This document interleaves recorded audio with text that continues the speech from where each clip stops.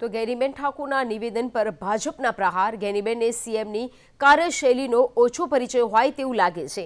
કોંગ્રેસના લોકો રાજ્ય સરકારની કાર્યશૈલીથી અપરિચિત છે। શિક્ષણમાં સંપૂર્ણ પરિવર્તન આ સરકારમાં આવ્યું છે। ડ્રોપઆઉટ રેશિયો 2.68% થઈ ગયો છે તેવું મહેશ કસવાલાએ જણાવ્યું। ડ્રોપઆઉટ રેશિયો ગુજરાતમાં સૌથી ઓછો છે।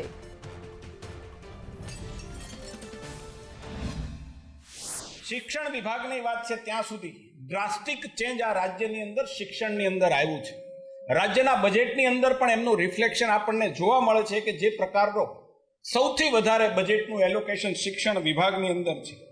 જે પ્રકારે 2001ની અંદર ડ્રોપ આઉટ રેશિયો આપ બધા એનાથી પરિચિત છો કે જે પ્રકારે drop out ratio 37.22% drop out ratio આપણી પાસે વિગતો ચકાસીએ તો હતો। આજે એ ડ્રોપ આઉટ રેશિયો 22-23માં જોઈએ તો માત્ર 2.68% આ ડ્રોપ આઉટ રેશિયો, અને હું એમ માનું છું કે ડ્રોપ આઉટમાં આખા દેશની અંદર ગુજરાતની અંદર સૌથી ઓછામાં ઓછો ડ્રોપ આઉટ રેશિયો છે।